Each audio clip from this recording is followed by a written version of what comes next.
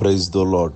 ప్రభువైన యేసుక్రీస్తు నామములో ఈ ఉదయకాలమందు మీ అందరికీ కూడా శుభములు తెలియజేస్తూ ఉన్నాను. ఈ ఉదయకాలమందు పరిశుద్ధ గ్రంథము న్యాయాధిపతుల గ్రంథములో చూస్తే గిద్యోను ఒక టైంలో అవిశ్వాసంగా నింపబడ్డాడు. ఆ రోజు జరిగిన దేవుని కార్యాలు ఈ రోజు జరగటలేదే అని దేవుని దూతను ప్రశ్నించినవాడు. అయితే ప్రభు ప్రత్యక్షమైన తరువాత గొప్ప విశ్వాసవీరుడిగా మారడానికి దేవుని ప్రత్యక్షతే అతను గొప్ప విశ్వాసం కలిగిన వీరుడిగా మార్చగలిగింది. గానుగు చాటును గోధుమలు దొరగొట్టుచున్న యెహోవా దూత అతనికి కనబడింది. దేవుని ప్రత్యక్షత మన జీవితాలలో తప్పక రూపాంతరం చెందుతాం. దేవుడు కనబడ్డాడు అంటే ఆ మనిషిలో ఏదొక పరివర్తన, ఏదొక మార్పు అనేది మాత్రం కలిగిన సందర్భాలు బైబిల్ గ్రంథంలో కానీ మన జీవితాల్లో కానీ కనబడుతూ ఉంటాయి. దేవుడు మోషేని దర్శించాడు. వెంటనే మోషే ఇశ్రాయేలును నడిపించే గొప్ప నాయకుడిగా మారాడు. ఏలియాకు ప్రభు కనబడ్డాడు. ఏలియా నిరాశలో కూర్చున్నాడు. ఏలియా నిరాశలో కూర్చొని వేదనతో ఉన్నప్పుడు ఎప్పుడైతే ప్రభు కనబడ్డారో ఏలియా బలపరచబడి రెంటింపైన ఉత్సాహంతో దేవుని పని చేయడానికి బయలుదేరాడు. ప్రియ దేవుని బిడ్డలారా, ఈ ఉదయకాలం ముందు దేవుడు మీతో మాట్లాడితే, దేవుడు మిమ్మల్ని బలపరిస్తే, నిరాశలో ఉన్నా కానీ అవిశ్వాసంలో ఉన్నా కానీ వెంటనే మీరు బలపరచబడి దేవుని పని చేయడానికి, దేవుని సన్నిధిలో ముందుకు కొనసాగడానికి దేవుని ప్రత్యక్షత మనందరికీ కూడా అవసరమైనది. హానికరుడైన హింసకరుడైన సౌలుకు ప్రభు ప్రత్యక్షత దక్కింది. వెంటనే ఎప్పుడైతే దేవుని ప్రత్యక్షత అతను కలిగిందో వెంటనే ఎంత వ్యతిరేకంగా ఉన్నవాడో ఒక టైంలో క్రీస్తుకు, వెంటనే అదే క్రీస్తు మాటలు ప్రకటించడానికి అతను బయలుదేరాడు. ప్రభువు కనబడినప్పుడు ఎంత రూపాంతరం, ఎంత పరివర్తన వారి జీవితాలలో.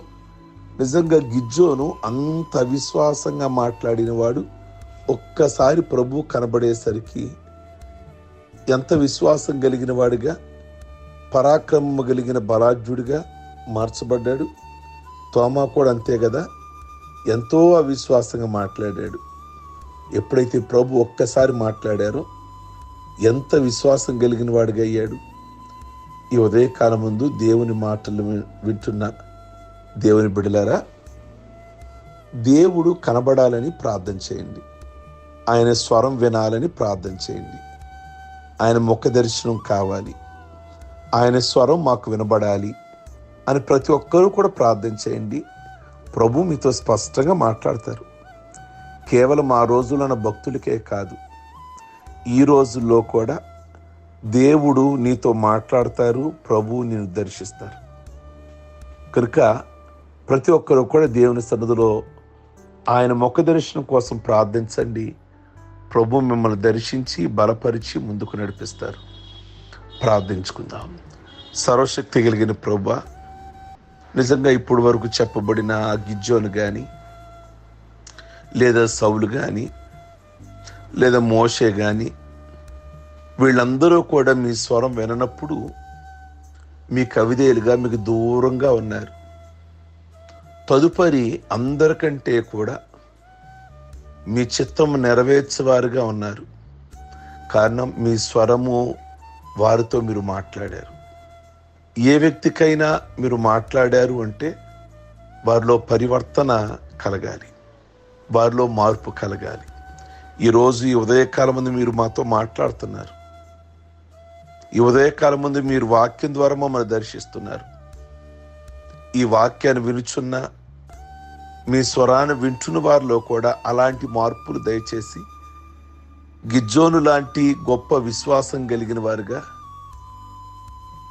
ఇశ్రాయేలును నడిపించే చక్కటి మోషేలాగా ప్రభువా మీ పని కొరకు సిద్ధపరచమని, వారి జీవితాలలో వారిని ఆస్వాదించమని ప్రార్థన చేస్తున్నాము. ఈ ఉదయకాలం ముందు వారి కుటుంబంలో ప్రతి విషయంలో కూడా మీరు మేలు చేసి నెమ్మదితో, దీవెనతో, ఆశీర్వాదాలతో నింపి, నిరాశలో ఎవరైనా ఉన్నట్లయితే ఏలియాలాగా ఆ నిరాశ నుండి ఇప్పుడే ప్రభువా, నిస్పృహ నుంచి ఇప్పుడే ఏలియాని బయటికి రప్పించిన విధంగా బయటికి రప్పించి ధైర్యం కలిగిన మనస్సును, రెట్టింపైన సంతోషమును వారికి, వారి కుటుంబాలలో మీరు దయచేయండి. ఈరోజు జరుగుతున్నటువంటి ప్రతి ఆరాధనలన్నీ కూడా భూలోకంలో అద్భుతకరంగా జరగడానికి, ప్రతి ఒక్క కుటుంబం కూడా ఈ ఆరాధన వల్ల దీవించబడడానికి సహాయం చేసి, ఈరోజు పెళ్లి రోజులు, పుట్టినరోజులు, రక్షణ పొందిన దినము చేసుకుంటున్న బిడ్డలందరినీ కూడా ప్రత్యేకంగా దీవించి దైవాశీర్వాదాలతో నింపి, ఈ ప్రార్థనలో ఏకీభించిన వారిలో ఎవరైతే బలహీనులుగా ఉన్నారో వారందరికీ సంపూర్ణమైనటువంటి ఆరోగ్యం దయచేయమని యేసు పరిశుద్ధ నామములో అడిగి వేడుకొంచున్నాం తండ్రి. ఆమేన్. God bless you.